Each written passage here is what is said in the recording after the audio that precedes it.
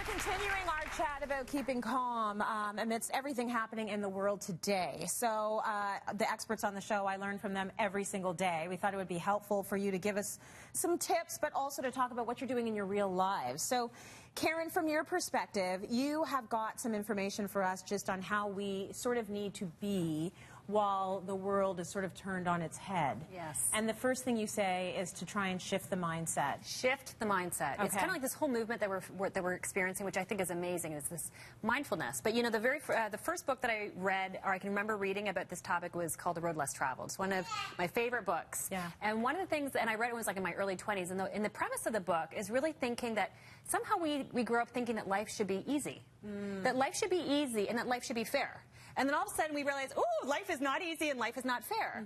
And the whole premise of the book, and he's got this beautiful way about incorporating between, he's a psychiatrist, but he incorporates psychology and spirituality and the medicine, science, and he kind of weaves it all together. And he says, you know, we have to come to terms, we have to shift our mindset. Expect life to be uncertain. The one thing that we can be certain of is that there is uncertainty. It's kind of like if we're experiencing labor. You know, and if we know that it's going to be rocky, then we can prepare ourselves. But if we're telling ourselves it's going to be calm, it's not. So I think that the mindset is expect uncertainty, and then it's more about how do we kind of go with it and flow with it. So that has been very helpful for me. I like that way of approaching it. Car, you agree? I agree. And for me, having a gratitude mindset. So I literally choose, just as I choose my outfit and my lipstick, I choose my mindset every morning. And having a gratitude mindset is so important. So I have a daily gratitude practice, but not just writing what I'm grateful for. I also act it out. I am so grateful for today. I can stretch. Even when you're faking it? Even when you're faking it, you should. Let's get real. There are days when you wake up and you're thinking, I'm tired. I don't want to go to my job today. I'm completely drained. So you fake it till you make it, right? You acknowledge that. You acknowledge where you are, because that is the way for you to powerfully step forward. So acknowledge today sucked. That is just as helpful. Seriously, it is very healthy to acknowledge that today is sucky, but still continue with the practice. It's important. You may not do the whole big hoorah, but just writing is good enough. Acknowledgement is good enough. That's good. It's practical. You say savor each day, and that's sort of along the lines of what Car said. Savor each day, and kind of to your point, I don't know if anybody else, I started doing gratitude journal about maybe 6 or 7 years ago, and especially on bad days.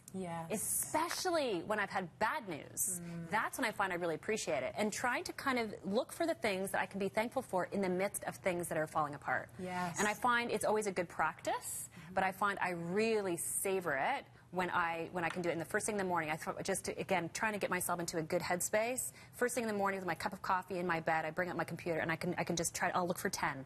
If I can do 10 things, I can be really thankful for. And sometimes it's just blue sky, right? Sometimes it's just that I've got the coffee beside me. Like, it doesn't have to be these big things. It's like simple things, and it just, again, it anchors us.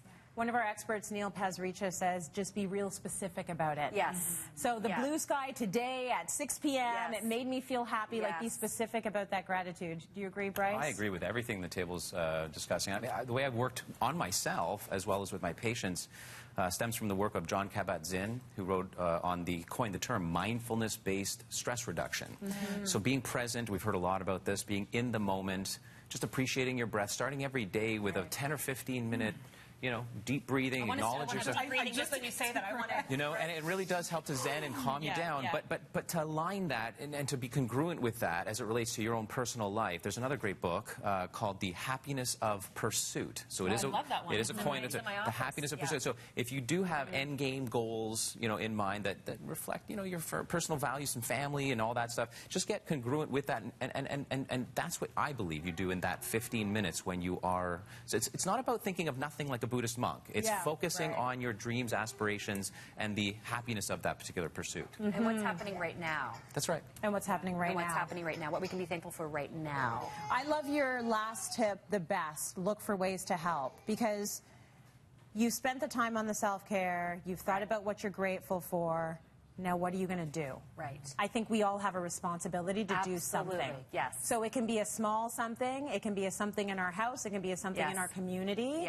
But there needs to be more reaching out to help in our own little ways.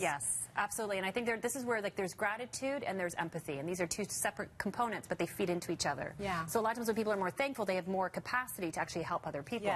But then when we help other people, then we become more thankful for the things in our life. So they feed into each other, right? Yes. But especially with kids, my boys are 10, my twins, and I try to find, it's nice to kind of think about and talk about helping other people, but what can we practically do? Right. And so we talked as a family, and they wanted to start doing work with teen refugees, people who had actually escaped here, and that has been a tremendous opportunity for us in terms of actually really practically helping them in terms of clothes and some food and boots. You don't have boots, going shopping for boots, and having that very practical. It's amazing for children to experience that.